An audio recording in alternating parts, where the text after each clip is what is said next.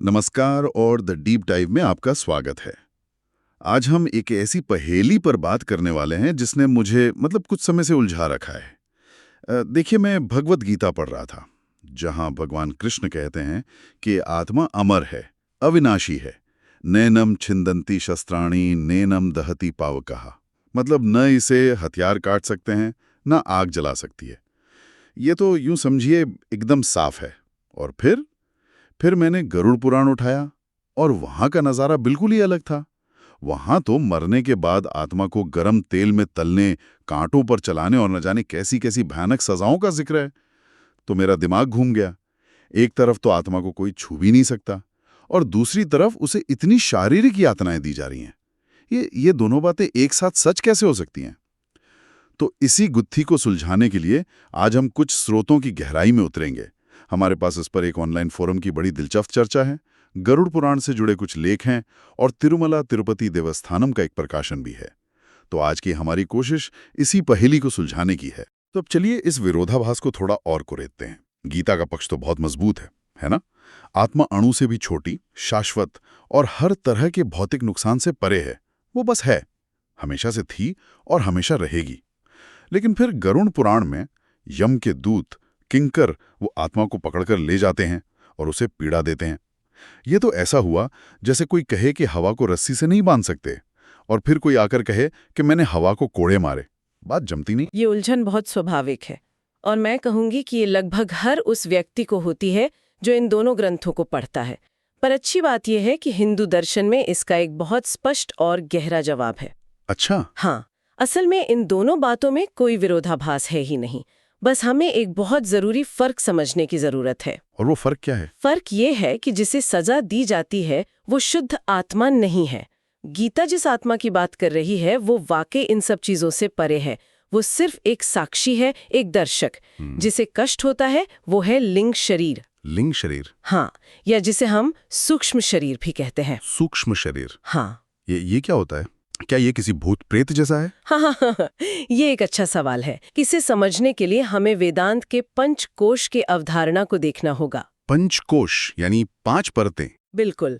आप कल्पना कीजिए कि आत्मा एक बल्ब की तरह है और उसके ऊपर 5 लैंप शेड हैं। सबसे बाहरी परत है अन्नमय कोश, यानी हमारा ये भौतिक शरीर जो भोजन से बना है और मृत्यु के बाद यहीं रह जाता है। ठीक है, ये तो हमारा फिजिकल बॉडी हो गया। इसके बाद? इसके अंदर है 3 और परतें। प्राणमय कोश यानी हमारी जीवन शक्ति या सांसें, फिर मनोमय कोश यानी हमारा मन और हमारी भावनाएं, और विज्ञानमय कोश मतलब हमारी बुद्धि और विवेक। अच्छा।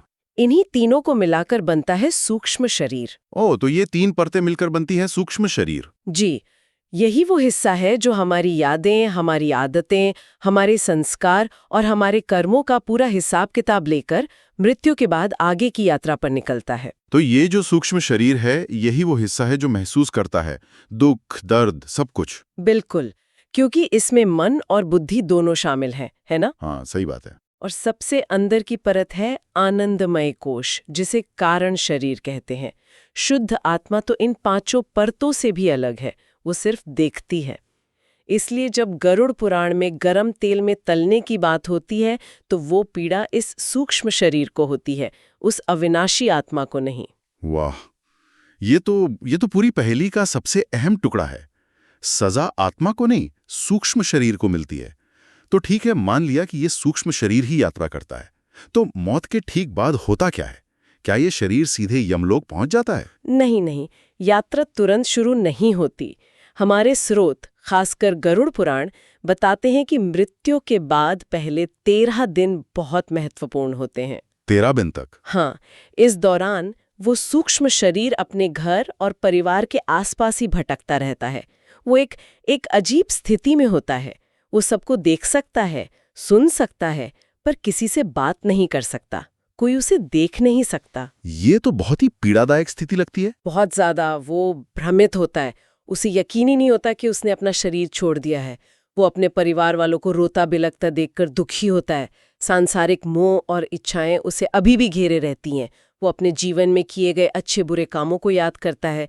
ये एक तरह से लिम्बो है, एक बीच की अवस्था। और इसीलिए ये 13 दिन के रीति रिवाज जिन्हें अंत्येष्टि करते हैं इतने जरूरी माने जाते हैं। बिल्कुल, यहीं पर इन कर्मकांडों का आध्यात्मिक महत्व सामने आता है। इन 13 दिनों में गरुड़ पुराण का पाठ इसीलिए किया जाता है ताकि वो भटकती हुई आत्मा सुने और समझे कि उसके साथ क्या हो रहा है अच्छा। और आगे का रास्ता क्या है। जो पिंड दान किए जाते हैं वो उसे ऊर्जा देते हैं। इन सभी अनुष्ठानों का एक ही मकसद है, उस आत्मा को धीरे धीरे सांसारिक बंधनों से मुक्त करना, उसे शांति देना और आगे की लंबी यात्रा के लिए तैयार करना। इसी दौरान परिवार पातक का पालन करता है, यानी 10 से 13 दिनों तक कोई शुभ काम नहीं करता, जो उस आत्मा के प्रति सम्मान और शोक का प्रतीक है। तो ये 13 दिन एक तरह से एक तैयारी का समय है, एक ट्रांजिशन पीरियड। इसके बाद 13वें दिन की रस्मों के बाद असली यात्रा शुरू होती है। मैंने पढ़ा है कि यमलोक की यात्रा बहुत लंबी और कठिन है। हाँ, बहुत लंबी।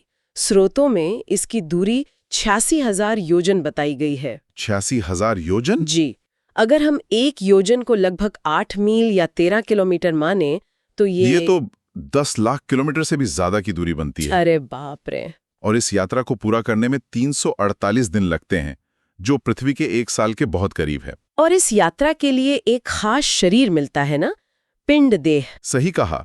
मृत्यु के बाद पहले 10 दिनों में जो पिंड दान किए जाते हैं, उन्हीं से इस यात्रा के लिए एक हाथ के आकार का शरीर बनता है। अच्छा, उन पिंडों से? हाँ, जिसे पिंड देह कहते हैं। ये बहुत प्रतीकात्मक है। पहले दिन के पिंड से सिर बनता है, दूसरे दिन से गर्दन और कंधे, और इस तरह 10वें दिन तक एक पूरा शरीर तैयार हो जाता है जो उस कठिन यात्रा को झेल सके। ये तो बहुत ही दिलचस्प है। मतलब परिवार के दिए गए अंश से ही आगे की यात्रा का शरीर बन रहा है। ये संबंध मृत्यु के बाद भी बना रहता है। पर यह यात्रा इतनी कठिन क्यों है? यहीं पर कर्म का सिद्धांत पूरी तरह से काम करता है। गरुड़ पुराण में इस रास्ते का बहुत भयावह वर्णन है। वहां न कोई पेड़ है, न छाया, न पानी, न भोजन। कभी सूरज आग उगलता है तो कभी बर्फीली हवाएं चलती हैं। रास्ता कांटों और नुकीले पत्थरों से भरा है। और मैंने वैतरणी नदी के बारे में भी पढ़ा है, जिसे पार करना बहुत मुश्किल होता है। हाँ, वैतरणी नदी। कहा जाता है कि वो खून, मवाद और हड्डियों से भरी है और उसमें भयानक जीव रहते हैं।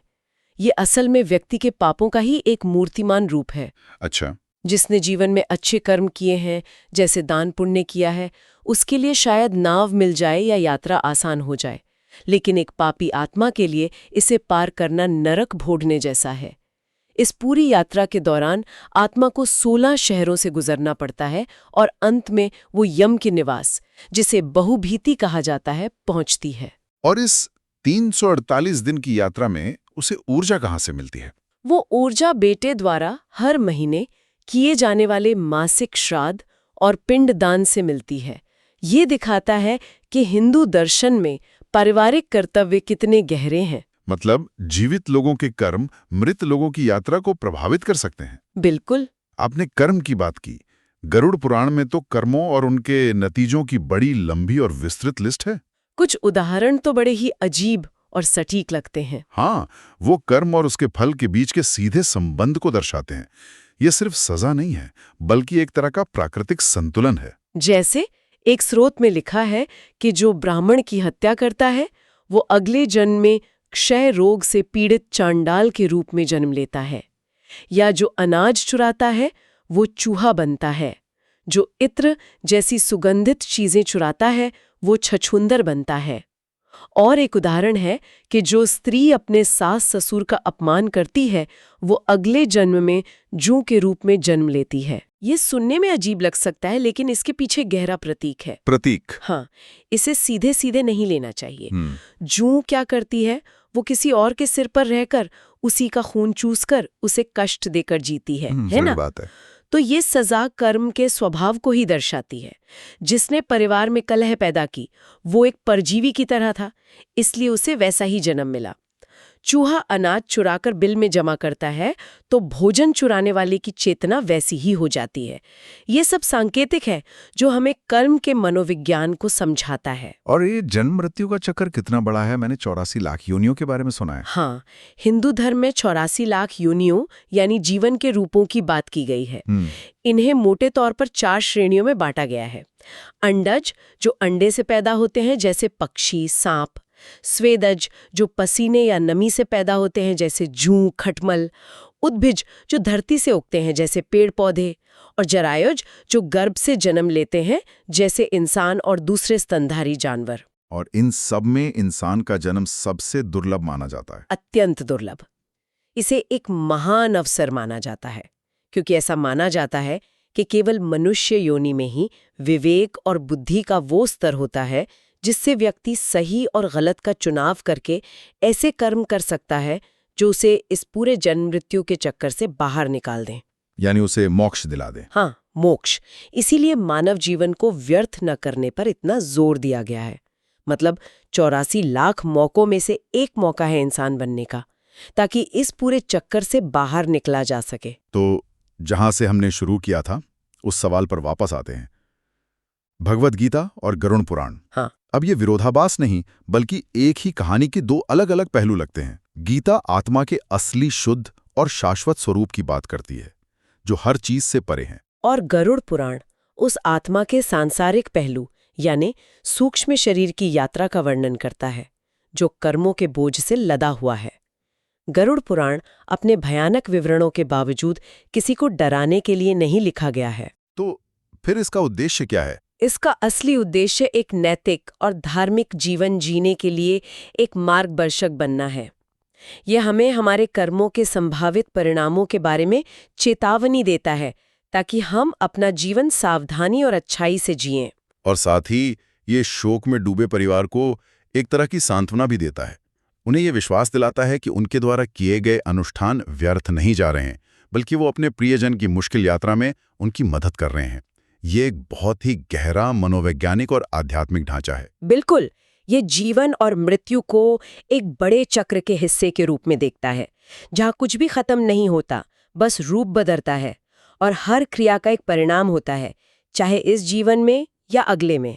हमारे स्रोत बताते हैं कि कैसे एक आत्मा नर्क में कष्ट भोगने और अलग अलग योनियों में जन्म लेने के बाद अपने पापों का फल भोगकर अंततः फिर से मानव रूप पा सकती है। और ये एक बहुत ही विचारोत्तेजक प्रश्न छोड़ जाता है। ये सोचकर ही दिमाग घूम जाता है कि जब एक बच्चा पैदा होता है तो क्या उसके अंदर अपने अनगिनत पिछले जन्मों के कर्मों की कोई हल्की सी याद, कोई झुकाव, कोई प्रवृत्ति होती है? उसके इस दुनिया में अपना पहला सचेत चुनाव करने से बहुत पहले ही क्या उसकी कहानी का एक बड़ा हिस्सा पहले से ही लिखा जा चुका होता है?